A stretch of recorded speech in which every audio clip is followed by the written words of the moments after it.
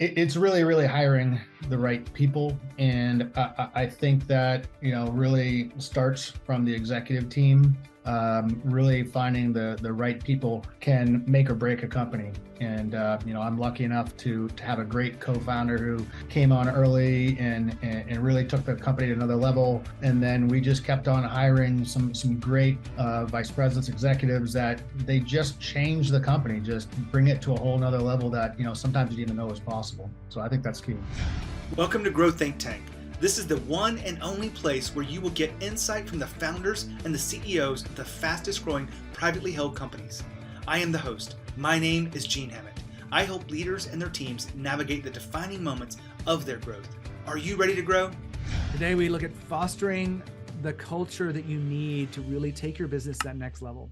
Our special guest is the CEO and co-founder of ClearGov. They made the Inc. list twice, and Chris Bullock and I talk about fostering that culture. And it starts with hiring the right person. He talks about some of the ways that they have improved the processes over the years. And then we look at the core elements of fostering the right culture. You won't be surprised to hear that he talks about how they have values and they live those values. And if this is news to you, then you need to keep listening to this show because we keep talking about the same things over and over until you get it. I say this jokingly, but it's a great conversation with Chris to talk about fostering the right culture, because I want to make sure that you understand that if you want to focus on the next big thing, you want to focus on the next, round of funds or the next big, product you're putting out or the next big acquisition, whatever the next big thing is, then you want to make sure you have the right team around you. And that means putting some attention to culture.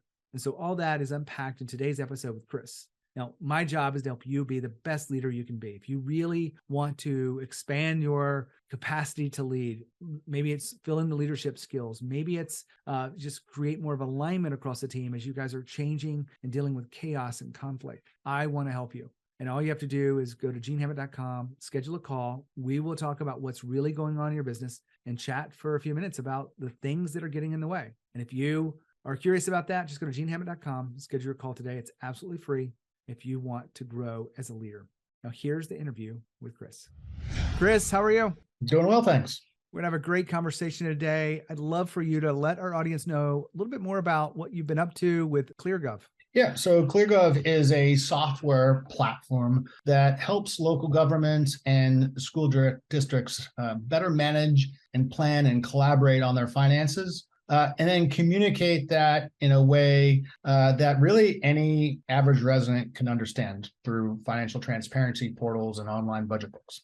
Well, fantastic. Where do you see this going over the next 3 years? Because I'm sure things are changing at a rapid pace in this world. Yeah, look, the local government space is an interesting space. It's generally about 10 to 15 years behind, private business, private enterprise. And so they're really at, in many respects, the early innings of cloud-based software adoption. And you think about even your local government. We also do things like building permits. And many governments, you still have to go down to the town office to fill in a form. So we're really helping to modernize local government, bring them in the cloud. And I just think you're going to see an extension over that. There's still a lot of greenfield in this industry. Well, I know we've struggled with that with some of our real estate portfolio and all the things going on there. So good on you for making that work in the small governments of our world. Yeah. Chris, we've done some research on your company growing fast. You made the Inc. list a couple of times and you didn't do it alone. You got 135 or so employees. What would you say are the critical factors of success for your growth right now? Well, it's really hiring the right people. And I think that, really starts from the executive team. Really finding the right people can make or break a company. And, I'm lucky enough to have a great co-founder who came on early and really took the company to another level. And then we just kept on hiring some great vice presidents, executives that they just change the company, just bring it to a whole nother level that, sometimes you didn't even know was possible. So I think that's key. And just staying in this theme, what are your secrets to hiring right? Is it hiring based on, culture fit, or is there some other way you look at hiring that has allowed you to bring on the right people? Yeah, I mean, certainly you got to be asking the right questions. A lot of it is gut and intuition, but we really like to find people who have been there and done that. right? And been at the stage of company that you are at and beyond, so that they're not learning on the job. So I think that's one key. And look, over the time that we've learned that we've had to adjust some of our hiring practices. For instance, in salespeople, we really kind of adjusted who we look for and the how they answer different questions. So a lot of it evolves over time as well. Now, how involved are you with the hiring process? Is it the last interview, or is there some other involvement that you have at this point in your leadership? Yeah, luckily enough, at this point, I'm usually the last interview, and most of the folks that make it to my desk are really great. But I do certainly get involved in the executive team. I'm deeply involved in the product development team as well. So I interview a lot of folks on that team as well. So we started here, we're talking about what are the critical factors of success. You talk about hiring the right people. Can't argue with that. Is there anything else that you would put with this mix? Yeah, I mean, look, we're a software company, and I'm a big believer that user experience can be a huge differentiator, right? We really focus on creating products that are incredibly easy to use. In fact, I often say that software should be like a joke. If you have to explain it, it's not a good one. And so we really try to focus on that. We want people to kind of get in, get out. We want to make their work life easier, not harder. And that's about the product, which I have no problem that's a critical part of you guys being successful. But as an organization, the leadership and culture, sure. What are the principles that guide you guys as you guys continue to grow? Yeah, I mean, we have a number of different values within the company, and I think there's several that are, I think, really important. We constantly focus on being clear. We practice what we preach. We're very transparent with our employees. How things are going, where we're going, what we need to improve. I also think another one of our values, be considerate, is really important. I believe that being compassionate and being able to be in other people's shoes is really incredibly important. And that's been actually a big part of our success is working with, listening to, and being considerate of our clients' issues and problems, and really trying to solve and be better all the time. Now, I have no idea what the mix of your employee staff is. Would you say it's mostly millennials at this point, or is it Gen Y too, or you still have X's? And we're kind of all over the place. We're all over the place in age.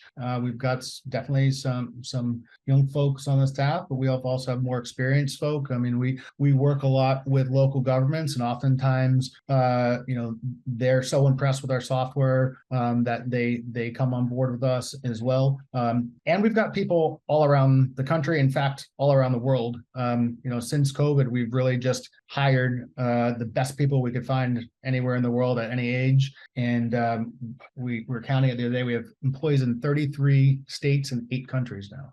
Wow.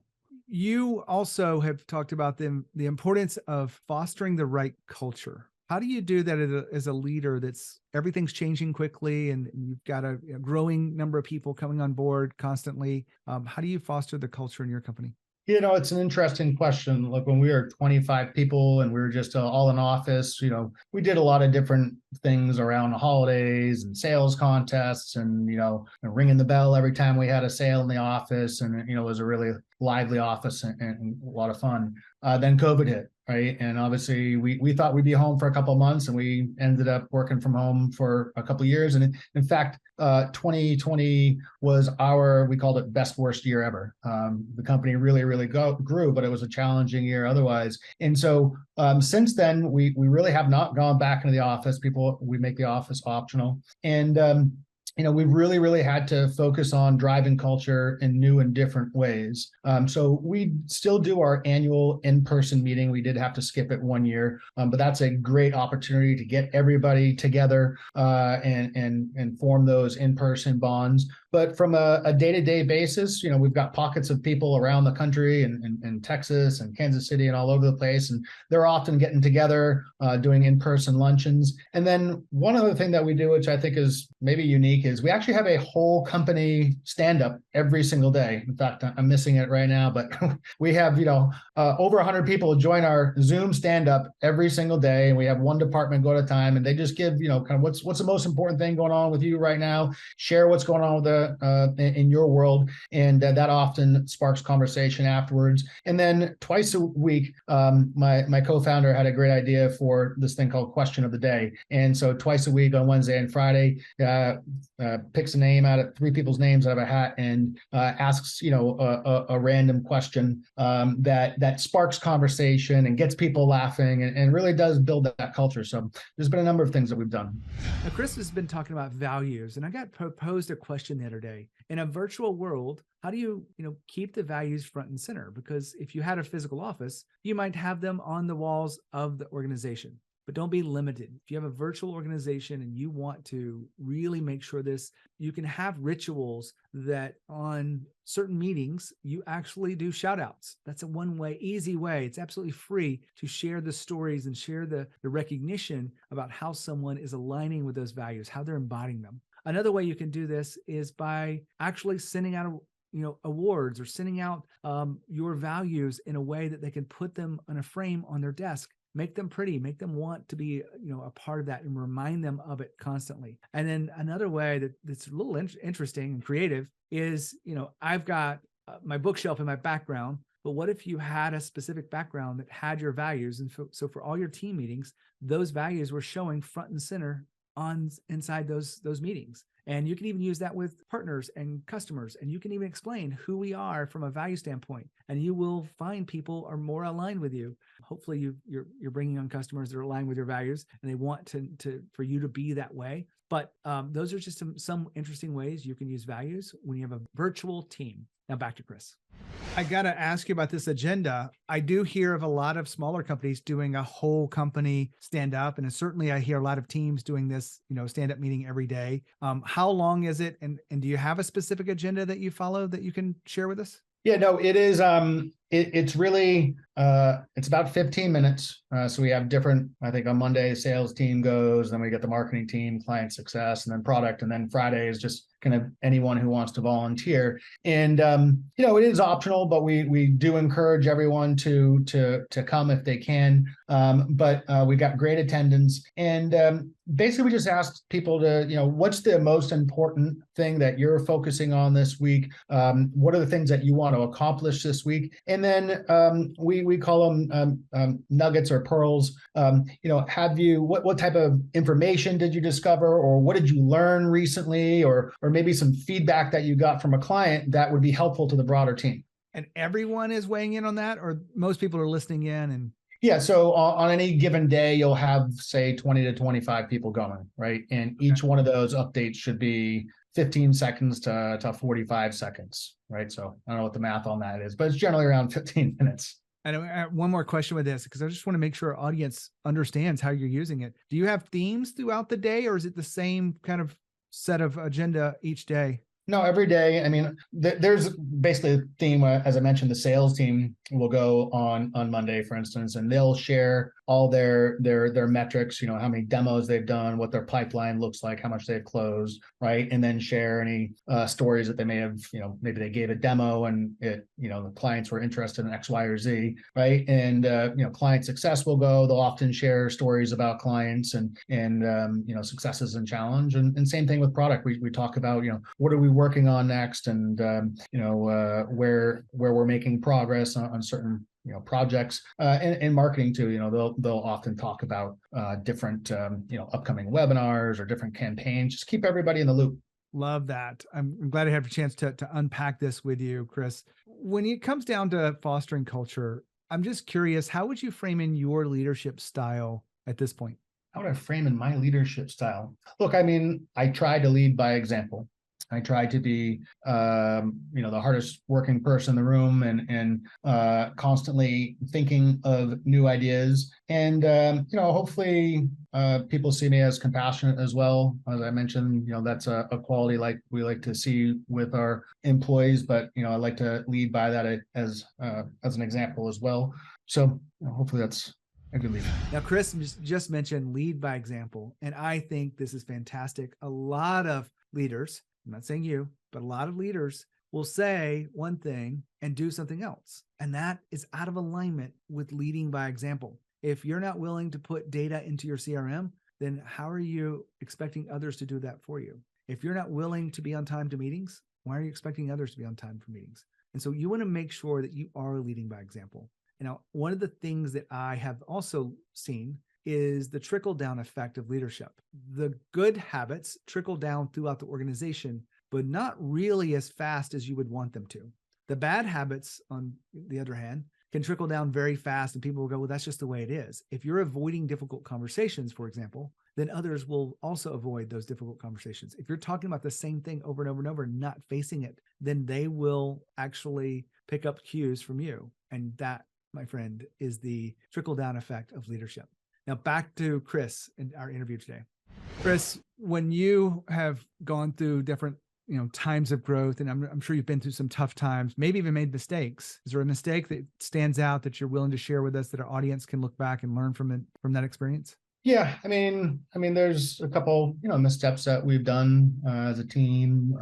Maybe hiring a sales team too fast.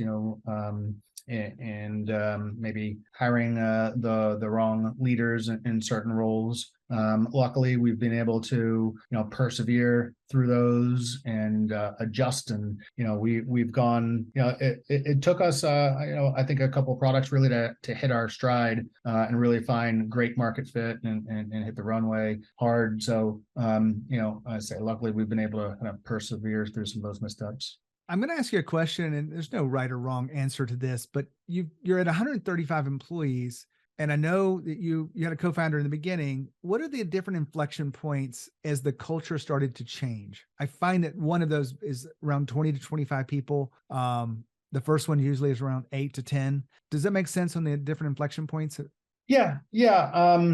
One of the reasons why I really wanted to partner up with my co-founders because he's had great experience bringing companies to large successful exits, and he constantly said that one of the biggest inflection points is getting to 100 employees, and I found that to be really generally true. Once you get to that 100 employee mark, it's difficult to know everyone's name and know exactly what department they work in. And you start to go to those annual meetings and you're meeting people for the first time and you've never worked with them before, and that's a big difference. From a 50-person company. There's one point where I was trying to do a meet and greet with every single new employee that came on, and the company just started growing so fast that it was difficult to do. So yeah, I'd say probably that 100-person inflection point is a big one.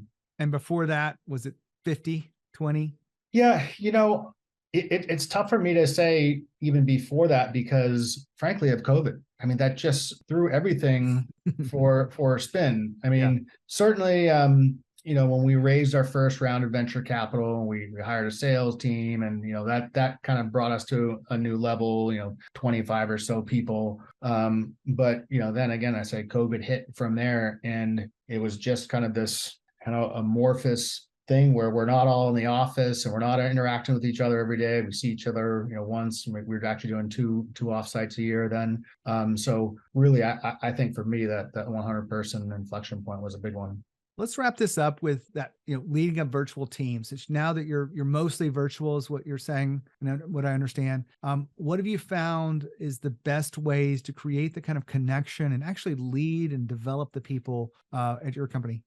I mean, I don't know that it's anything different than you would, have in person, right? It's about initially hiring that team, and we're a big proponent of trying to hire within if we can, right? We got a product development team that we're hiring someone to as a product manager, moving up to the director of product management. On the sales team, we have an SDR team that does cold calling, and that's really, we view that as our farm team to build our sales team on there on out. So really trying to develop from within, and then I think we do a lot of the things that we would do in office or regular team meetings. We most recently also got an investment from a large growth equity firm, and we've been working with them on some of their resources to help develop leadership internally as well. So that can be an opportunity there. Well, I guess my last question is, developing the leadership across this, how are you investing in this? Is this through coaching? Is this through training? Is this through workshops? Is there anything specific that you're doing to develop those leaders? Well, look, I talked about that 100% inflection point. And when you get to that point, you need to focus on middle management. That's what I was talking about, kind of really developing those teams to pull up the leaders. And once you start to develop that middle management layer, they're the folks that are carrying the torch of your culture and really developing the team. You literally can't do it all. So we do actually at our annual offsites, we have an extra day just for the management team where we're talking about growth leadership, we're talking about challenges on managing their team and really focused on developing their management skills. Chris, great to have your insights and share your wisdom with us to be on the show. I appreciate it. Yeah, thank you for having me. Love this interview. Talking about, culture is part of leadership, talking about how people are being treated and how we're aligned with values, how we're hiring right over and over and over. And we're fine tuning this. And that's what Chris described today is all of the adjustments they've made over time. It's not, one set of way of doing it and that's the way it's always done. They're constantly evolving, and that's what you really want to make sure you're doing. If you need help with that, you need support in any way whatsoever, I'm an executive coach. My team coaches managers, and we train people to be leaders inside their company, not just managers, but really lead the organization and the people around them. So if that's curious to you, reach out to us. As always, when you think of leadership and growth, think of Growth Think Tank, and we encourage. We'll see you next time.